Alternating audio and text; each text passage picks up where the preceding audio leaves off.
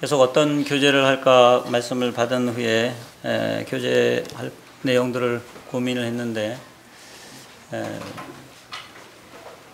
로마서를 저희가 이제 암송을 시작했습니다. 지난번에 저희가 에베소서 암송할 때 제가 에베소서를 쭉 같이 교재를 했었는데 마음에 로마서 저희가 8장을 지금 암송을 하고 있는데 로마서 8장을 같이 교재를 나가면 좋겠다 이렇게 생각을 하고서 로마서 8장 1절부터 11절까지를 오늘 교재를 하고자 하는 그런 마음이 있었습니다. 근데 로마서 8장 1절부터 11절을 마음에 생각하고 준비를 하는데 8장 1절부터 11절까지 딱 떼갖고 뭔가를 할 수 있는 적이 안 되더라고요. 뭐 어떤 한 본문을 이해하려면 전체적으로 그 전체적인 줄거리들이 다 좀 감이 더 잡혀야지만 가능한 일이기 때문에 지금 로마서 8장은 어떤 면에서 로마서의 전체적인 아주 클라이막스에 오른 그런 내용인데 그 내용을 준비를 계속 하긴 했는데 준비가 지금 딱 전할 수 있는 그런 제가 이해가 달하지를 못해가지고 갑자기 좀 수정을 해야 되는 그런 상황이 생겼습니다. 그래서 오늘은 그냥 로마서를 일반적으로 이해하기 위한 기초를 좀 생각해보는 그런 시간으로 가지도록 하겠습니다. 그래서 그냥 로마서를 우리가 좀 더 잘 이해하려면 이런 제목으로 좀 생각을 해보도록 그렇게 해보겠습니다. 그래서 로마서 오늘은 15장을 먼저 좀 읽어보도록 하겠습니다. 로마서 15장입니다.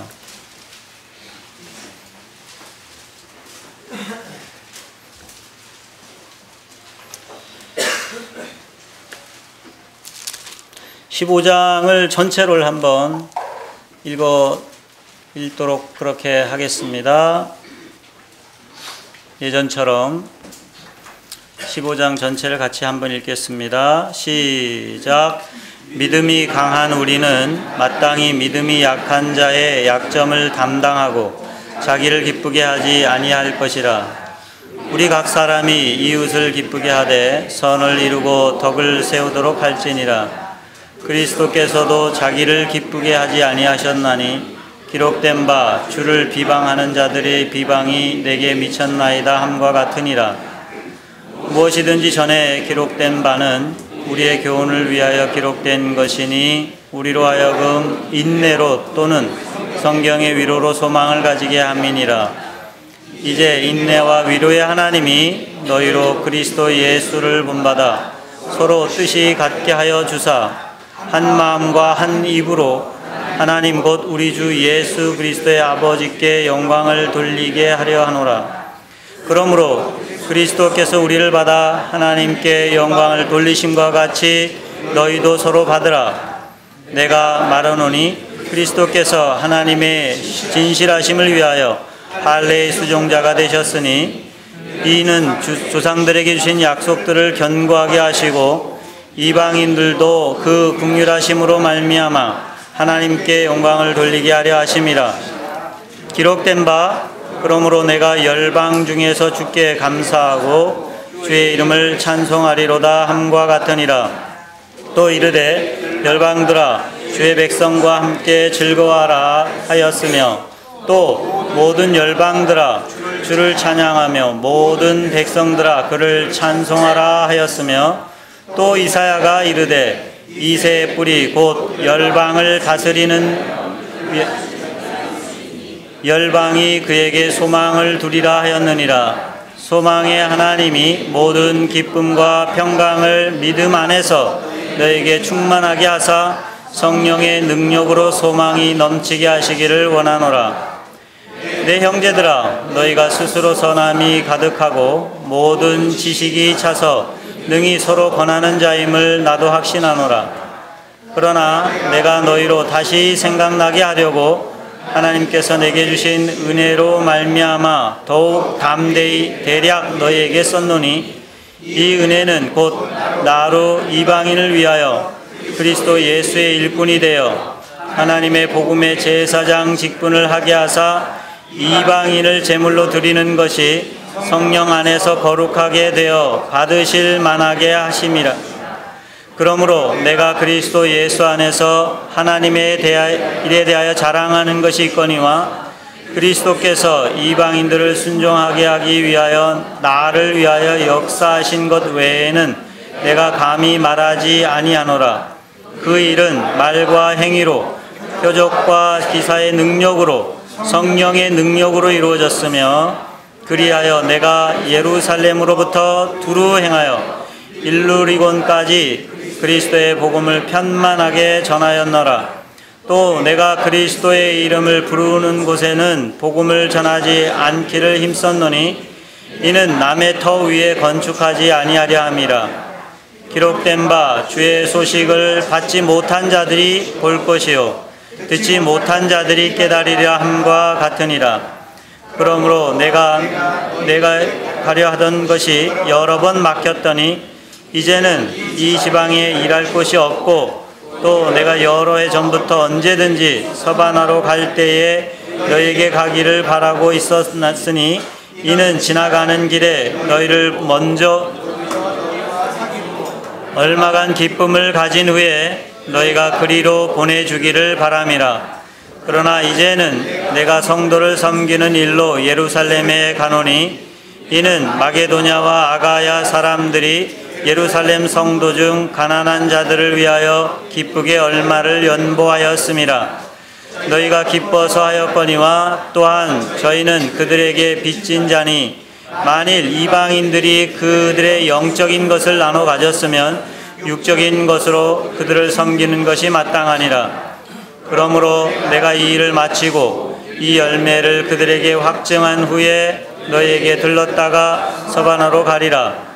내가 너희에게 나아갈 때에 그리스도의 충만한 복을 가지고 갈 줄을 아노라. 형제들아, 내가 우리 주 예수 그리스도와 성령 너희를 권하노니 너희 기도에 나와 힘을 같이하여 나를 위하여 하나님께 빌어 나로 유대에서 순종하지 아니하는 자들로부터 건짐을 받게 하시고 또 예루살렘에 대하여 내가 섬기는 일을 성도들이 받을 만하게 하고 나로 하나님의 뜻을 따라 기쁨으로 너희에게 나아가 너희와 함께 편히 쉬게 하라. 평강의 하나님께서 너희 모든 사람과 함께 계실지어다. 아멘.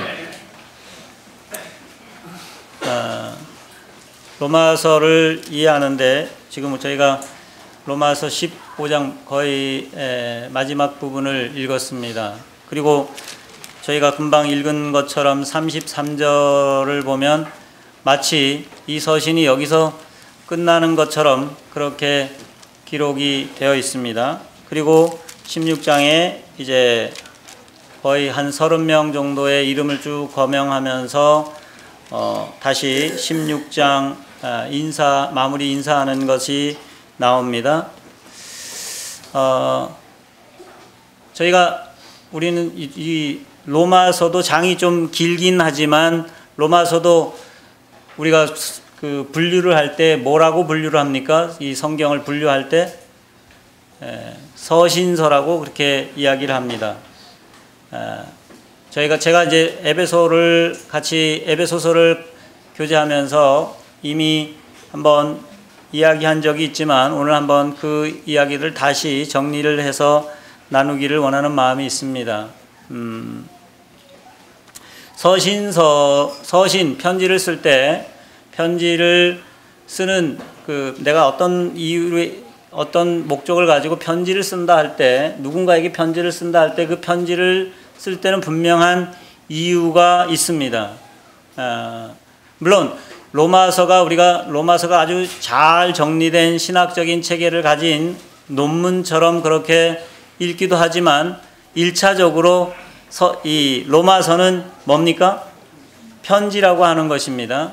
그러니까 단순히 어떤 주장이나 논리를 정연하게 해서 자기가 하고 싶은 말을 딱 전하는 것에 초점이 있다기보다는 편지를 쓸 때는 편지를 받는 사람들의 상황을 충분히 고려하고 그들에게 할 얘기를 하기 위해서 뭔가 중요한 그 목적을 가지고 편지를 쓰고 있습니다. 뭐 그 앞에까지 14장 우리가 읽기 전까지 사실 그런 쭉 이야기를 했다고 하면은 거의 마지막 부분에 와서는 그것을 약간 수면 위로 사도 바울이 가지고 있던 그 로마 교회에다가 로마서를 쓰는 이 편지를 쓰는 이유들을 쭉 이게 표면적으로 이렇게 좀 드러내는 그러한 내용들이 15장에 나오고 있는 것을 보게 됩니다.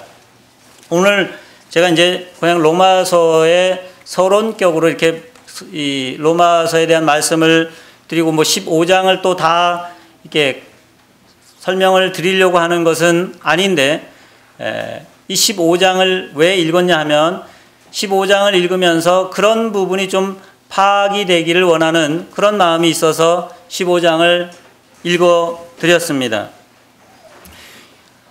로마서가 많은 사람들에게 지대한 영향을 미치고 어떤 면에서는 이 기본적인 그 아주 우리의 믿음의 틀이 이 로마서에 많이 기초해 있는 것이 사실입니다.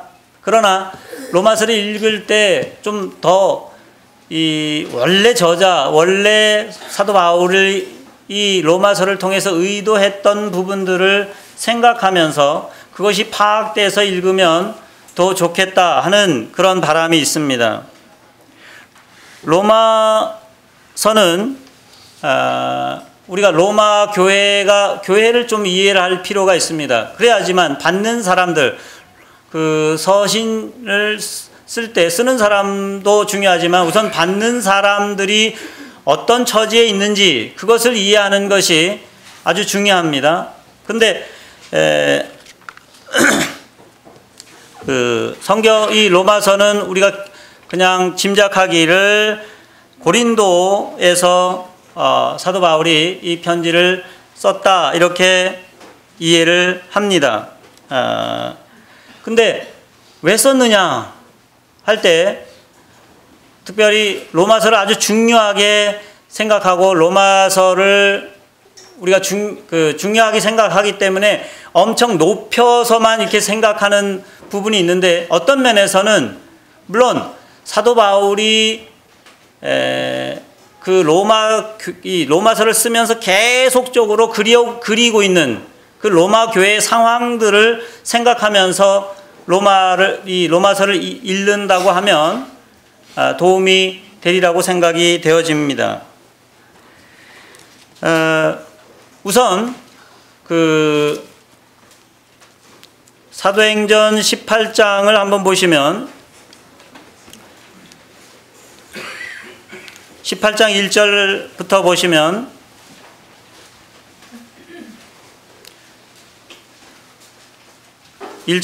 그 후에 바울이 아덴을 떠나 고린도에 이르러 아굴라라는 본도에서 난 유대인 한 사람을 만나니 글라디오가 모든 유대인을 명하여 로마에서 떠나라 한 고로 그가 그 아내 브리스길라와 함께 이달리아로부터 새로운 자라. 바울이 그들에게 가매 생업이 같으므로 함께 살며 일을 하니 그 생업은 천막을 만드는 것이더라. 이렇게 기록을 하고 있습니다. 여기에 보면 바울이 아굴라와 브리스길라를 만나는 장면이 나오는데 이 아굴라와 브리스길라가 어디에서 온 사람이냐 하면은 로마에서 온 사람이라고 말하고 있습니다. 근데 왜 로마를 떠났느냐 할 때 지금 로마의 황제 글라우디오가 모든 유대인들을 로마에서 어떻게 떠나라 하는 그러한 칙령을 내렸습니다. 이게 AD 49년 정도였다고 합니다. 왜 그렇게 했냐면은 이 그리스도인들 학자들에 의하면 그리스도인들과 유대인의 분쟁 문제들이 생기기 시작하면서 유대인들을 다 떠나라 이렇게 칙령을 내렸다고 합니다. 그러니까 원래 이 이 브리스길라와 아굴라는 유대인이었던 그리스도인이었습니다. 그러니까 로마에 있는 로마 교회 성도였다고 말할 수 있죠. 그런데 그들은 유대인이었습니다. 그래서 로마를 떠날 수밖에 없는 상황이었다는 거죠. 그래서 어떤 면에서 로마 교회는 원래 유대인들과 이방인들로 구성된 교회였습니다. 그런데 이 이게 발음이 잘 안 되네요. 글라우디오 이렇게 돼 있어요. 글라우디오가 칙령을 내려서 유대인들이 빠져나간 교회가 됐습니다. 유대인들이 나가고 나서 주로 남은 사람들은 이방인 그리스도인들이라고 볼 수 있습니다. 그러니까 주로 이방인 그리스도인, 그 전에는 별 문제가 없었을 수도 있을 수 있겠어요. 유대인들과 이방인들이 함께 지내는 것에 문제가 없는 그런 상황일 수 있었을 겁니다. 특별히 문제가 대두되지 않는 그런 상황이라고도 말할 수가 있겠죠. 그런데 유대인들이 빠져나간 상황에서 이방인들만 이제 남게 된 로마 교회가 이제 몇 년 후에 이 글라우디오가 죽은 이후에 네로 황제가 왕이 된 이후에 네로 황제는 그 칙령을 폐지해 버렸습니다. 53년경이라고 그렇게 이야기를 합니다. 그러면서 유대인들이 다시 이제 로마로 들어가고 로마 교회에 유대인들이 들어오기 시작했습니다. 이런 측면에서 보면 로마에 있는 교회는 일반적으로 우리가 생각해 볼 수 있는 것은 거의 좀 다수가 이방인으로 구성되어 있고 나중에 이제 유대인들이 다시 들어오면서 지금 이 사도 바울이 서신을 보낸 그 시기 정도에는 유대인보다는 이방인들이 더 많은 그런 성도들의 숫자가 점하고 있다 이렇게 생각해 볼 수 있을 겁니다. 그래서 로마서 15장에서 말하는 믿음이 강한 우리는 마땅히 믿음이 약한 자의 약점을 담당하고 이렇게 말했는데 여기 믿음에 대한 얘기도 말하고 있지만 어떤 면에서는 숫자적인 면에서도 이 강한 자들은 누구를 말할 수 있냐 하면은 이방인 그리스도인을 의미하는 것으로 보여집니다.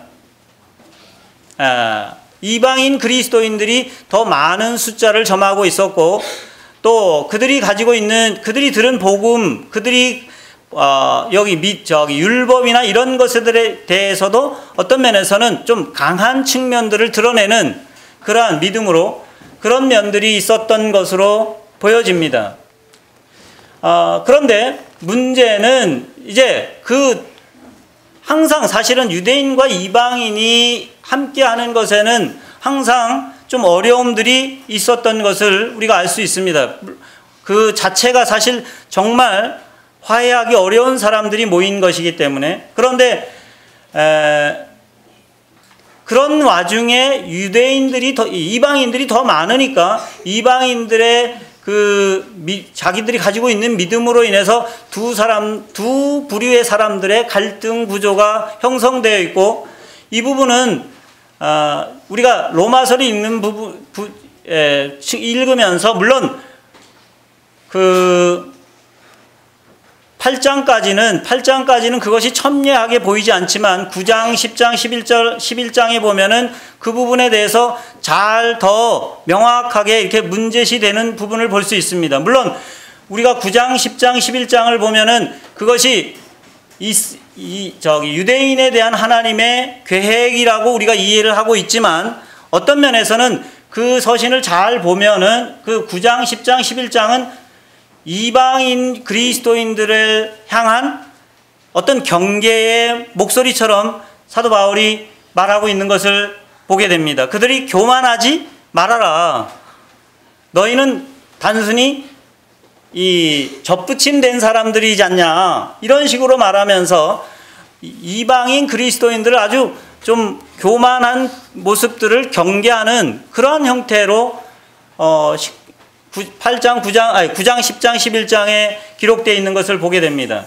그래서 어떤 면에서 지금 로마에 있는 교회는 이방인의 수가 많고 유대인들이 좀 적은 그런 상황에 있습니다. 그리고 그것이 어떤 갈등 구조를 가지고 있는 그런 형태를 띠고 있습니다. 그런데 사도 바울이 이 서신을 쓰면서 뒤에 계속 이어지는 말씀은 유대인이나 이방인이나 똑같이 하나님이 관심을 가지시고 하나님의 계획은 유대인에게만 있는 것이 아니고 이방인에게도 있고, 그래서 그 이방인의 사도로 자기가 부름을 받은 것, 그것에 대한 자긍심에 대해서 말하고 이방인에 대한 중요성을 얘기를 합니다. 그리고 궁극적으로 하나님의 관심은 유대인이 아니고 전체 이 온 세상의 모든 이방인을 위한 그런 하나님의 계획을 가지고 있는 것을 이 사도 바울의 관심은 그것에 가 있습니다. 그래서 어떻게 하든지 지금 자기가 복음을 전해왔던 3차 전도여행을까지 하면서 복음을 전해오던 그 지역은 사도 바울이 지금 15장에서 말하기를 뭐라고 말합니까? 내가 이제 더 이상 갈 곳이 없다, 이쪽에는. 그래서 로마를 거쳐서 스페인까지 좀 더 복음을 확장하고 전하고 싶은 마음이 있다. 이런 소원을 가지고 있습니다. 그런데 지금 로마로 가기 전, 로마 이후에 이전까지 복음을 전하는 핵심 그 사도 바울이 요충지로 삼고 있던 지역은 어디였습니까? 네. 그 안디옥이었잖아요. 안디옥에서 그를 처음에 파송돼서 안디옥 그 1차 전도여행이 끝날 때마다 그곳에 가서 다시 출발하고 이렇게 했습니다. 그런데 사도 바울의 이제 복음을 더 확장시켜서 전하기를 원하는 사도 바울의 관심에서 생각하고 있는 그 다음 요충지는 어디입니까? 로마거든요. 근데 로마 교회가 정말 하나 돼서 견고하게 서 있지 않으면, 안디옥 교회는 우리가 사도행전에서 볼 때 안디옥 교회는 어떤 교회입니까? 아주 모범적인 교회로 등장을 하고 있거든요. 그렇기 때문에 사도 바울을 지원하고 사도 바울이 다시 돌아가서 그곳에서 전열을 정비해서 다시 가고 하는 일에 정말 큰 도움이 되었습니다.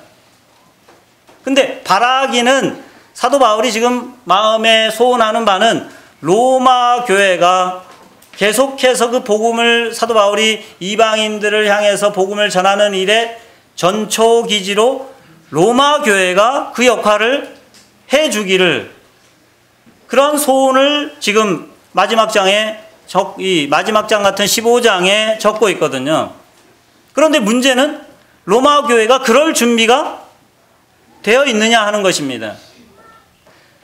그럴 준비가 되어 있지 않다고 하는 것을 사도 바울이 명확하게 알기 때문에 이 문제들을 해결하지 않으면 사실 복음의 진보를 계속해서 나가는 일에 도움이 안 되기 때문에 1차적으로는 그 사도 바울이 이 로마서를 기록하는 이유가 사실 그 로마 교회가 바로 서는 일을, 바로 선다고 하는 게 무슨 의미겠습니까?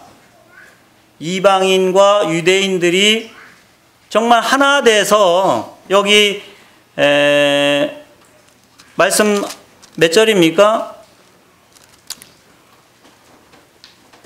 6절에 15장 6절에 한 마음과 한 입으로 하나님 곧 우리 주 예수 그리스도 아버지께 영광을 돌리게 하려 함이라 이렇게 말하는 것처럼 로마 교회가 그런 교회가 되기를 소원하고 있다고 하는 것입니다.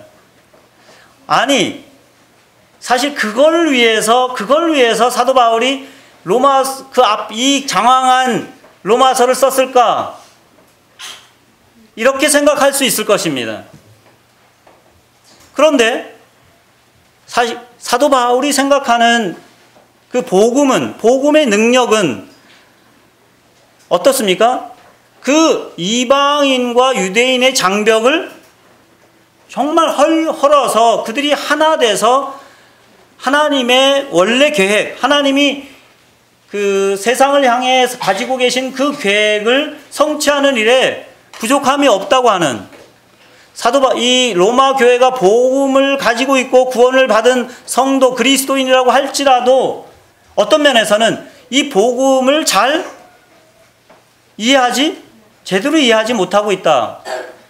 그런 능력이 나타나지 않는 걸 보면 그런 모습들을 갖지 못한다고 하는 것은 복음을 다시 들어야 할 필요가 있다라고 여겼기 때문에 이 로마서를 다시 기록했다고 볼 수 있을 것입니다.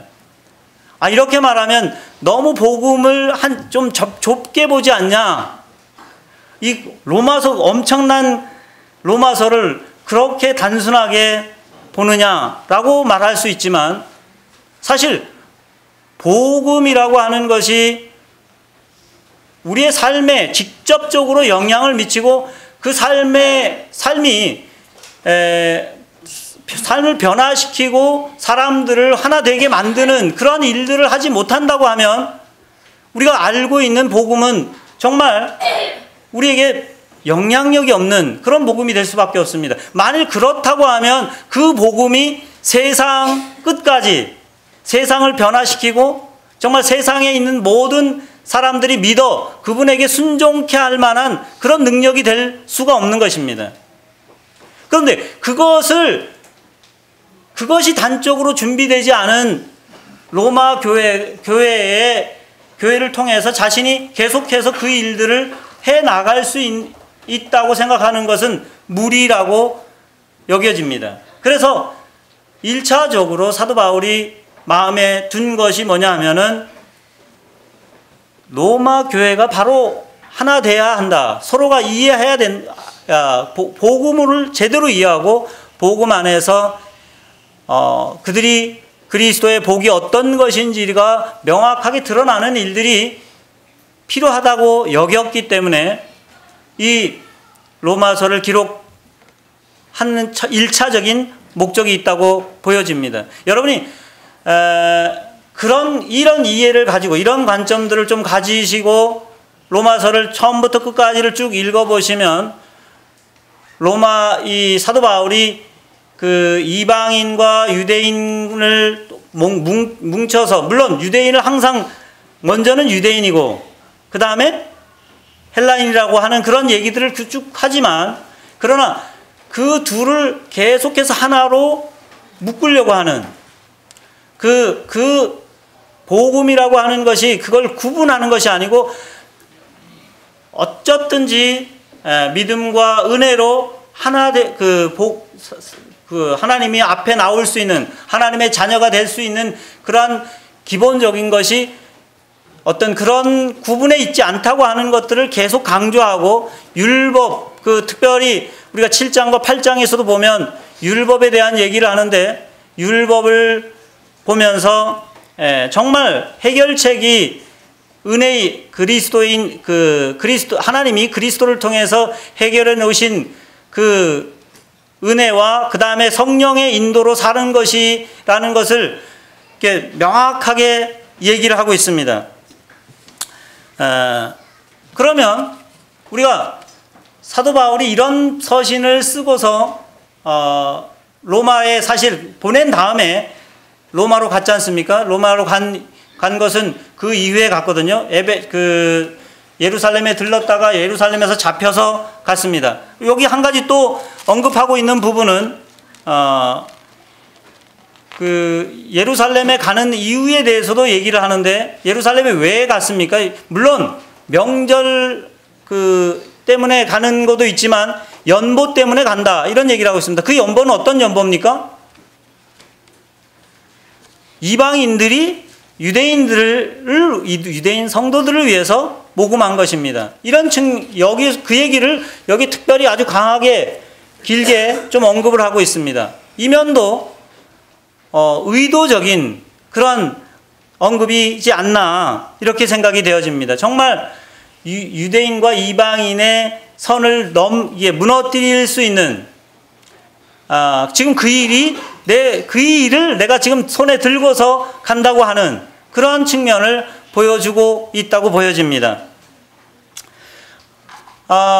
그러면 사도 바울이 로마서를 기록한 이후에 로마 교회가 그 역할들을 정말 잘 했느냐?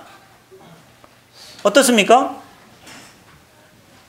그건 저희가 잘 알 수가 없습니다. 왜냐하면 사도 바울은 로마에 가서 어떻게 했습니까? 더 이상 서바나로 간 것은 아니고 옥에 갇혔습니다. 옥에 갇혀 있었습니다. 그런데 옥에 갇혀서 쓴 로마에서 옥에 갇혀서 쓴 에베소서를 우리가 공부를 했는데, 에베소서 2장에서 에베소 교회를 향해서 2장의 설명을 잘 보면은 그 복음이 그런 능력이 있다는 것을 명확하게 또 설명을 해주고 있습니다. 마치 로마서를 다시 요약한 것처럼 로마서 2장은 이방인과 유대인의 담을 헐어서 하나 되게 했다고 하는 그 얘기를 에베소서 2장 로마에서 그걸 쓰면서 그 얘기를 하고 있습니다.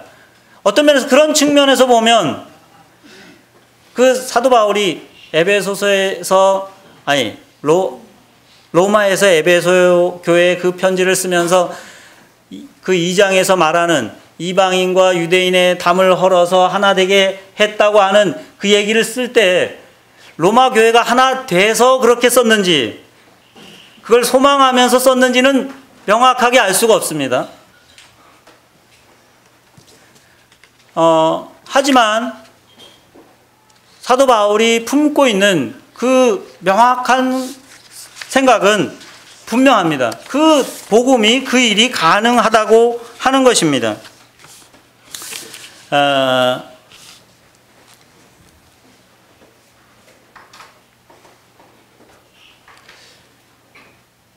사도 바울이 더 이상 사실은 서바나로 가지는 못했습니다. 그러나 복음은 우리에게까지 사실 왔습니다. 그 일이 가능한 이유가 뭐겠습니까?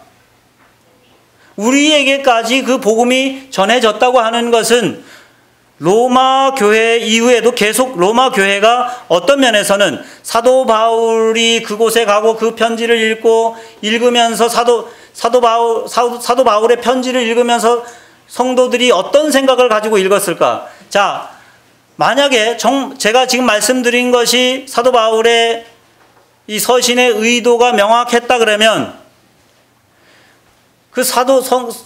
로마에 있는 성도들이 그 서신을 편지를 받아서 읽을 때 어떤 감이 왔겠습니까? 어떤 느낌이 왔겠습니까? 여러분에게 어떤 사람이 편지를 보냈다. 근데 그 편지를 읽을 때, 이 사람이 지금 이 얘기는 요래서 하는 거구나. 우리는 잘 파악을 못해. 내가 여러분에게 간 편지를 읽을 때 이분이 왜 이 얘기를 썼지? 이거는 그 사람에게 다시 물어봐야 될지도 모르겠어요. 그렇지만 로마 교회 성도들이 지금 로마서를 읽을 때는 우리가 생각하는 거랑은, 우리가 읽는 느낌이랑은 전혀 다른 느낌에서 읽었을 거라는 거죠. 왜 이 말을 왜 지금 사도 바울이 지금 이 얘기들을 이런 식으로 얘기를 하고 있을까? 이런 방향에서 얘기하고 있을까? 이것이 그냥 이해됐을 거예요. 자신들을 돌아보면서. 그렇다고 하면 우리에게까지 이 복음이 지금 와 있고, 이 복음이 우리가 지금 누리고 있다고 하는 것은 로마 교회가 이 서신을 받고 분명히 태도의 변화들이 있었을 것을 우리가 충분히 상상을 해볼 수 있으리라고 생각되어집니다. 저희가 로마서를 읽는 그런 방법도 로마서뿐만 아니라 사실은 성경을 읽는 전반적인 그런 태도들도 그런 모습이면 좋겠다, 이런 생각이 되어집니다. 1차적으로는 성경을 얘기할 때 성경 전체적으로 성경이 하나님이 원래 성경을 왜 우리에게 쓰셨는지 큰 맥락을 이해하는 것이 필요하고, 만약에 어떤 책을 읽을 때 이 책별로 읽을 때는 그 책을 쓴 이유, 목적, 그래서 서론들을 좀 공부하는 일들이 필요합니다. 근데 지금 로마서를 이런 맥락에서 이해를 하고 로마서를 여러분이 한번 쭉 처음부터 쭉 읽어보신다고 하면 사도 바울이 복음을 지금 얘기를 하고 있지만 그 복음을 왜 다시 로마의 교회 성도들에게 그 복음을 다시 정말 뭔가 아주 뭐랄까 논박하기 어려울 정도로 계속 이렇게 좀 차곡차곡 틀을 맞춰가면서 써나가는 그 이유들을 좀 이해할 수 있는데 도움이 될 거라고 생각이 되어집니다. 그렇게 성경을 읽어가기 시작하면 성경을 읽고 나한테 적용하는 그러한 측면들이 저희가 계속해서 좀 자라가지 않을까. 제가 로마서 이 8장 1절부터 11절은 뭐 여러 자료들을 읽어가면서 좀 준비를 했는데, 그래도 그것만 갖고 어떤 한 단락만 갖고는 그 단락을 다 이해할 수가 없는, 그러니까 전체를 다 아우르지 않으면 그 단락이 잘 이해가 안 되는, 그리고 만약에 지금 로마인의 입장이 되어 보지 않으면, 로마인의 이 생각을 가지고서 읽지 않으면 그 말들을 다 제대로 이해하지 못하는. 그래서 우리가 이제 성경 읽기 프로그램을 뭐 엄청 많이 몇 년을 지금 진행해 오고 있습니다만, 여러분이 이제 많이 읽은 거기에다가 일반 그 기본적인 성경 개요들을 좀 공부하시고, 그것이 개요를 공부해서 여러분의 성경적인 전체적인 흐름을 좀 더 파악하신 후에 다시 한번 성경을 읽기 시작하시면 성경 읽는데 참 도움이 되겠다, 이런 생각이 듭니다. 그리고 또 한 가지 생각해 볼 수 있는 것은, 지금 사도 바울이 로마 교회 이 편지를 쓴 이후에 로마 교회가 어떻게 되었을까?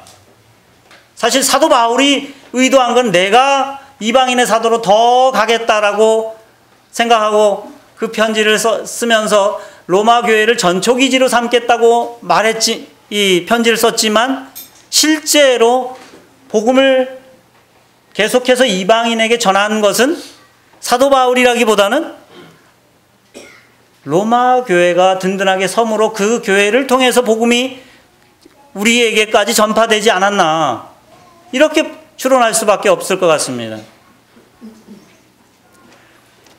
사실 그 바톤이 우리에게로 이렇게 넘어온, 그런데 그 일은 우리 스스로가 복음을 제대로 이해하고 복음의 능력이 우리를 하나 되게 만들고 그 능력으로 내가 살아가는 그 힘이 되지 않으면 사실은 계속해서 그 일들을 해나가기가 어려운, 사도 바울의 염려가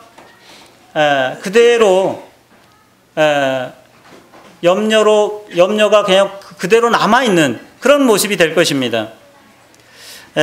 다시 한번 기회가 되는 대로 여러분이 한번 지금 로마서 8장을 외우고 있지만 8장뿐만 아니라 한번 전장을 쭉 한번 끝까지를 한번 읽어보실 수 있는 기회가 되면 좋겠습니다. 그리고 뭐 기회가 되면 8장을 좀 더 교제할 수 있는 그런 기회가 되면 좋겠습니다. 오늘 말씀은 여기까지로 좀 마치도록 하겠습니다. 기도하시겠습니다.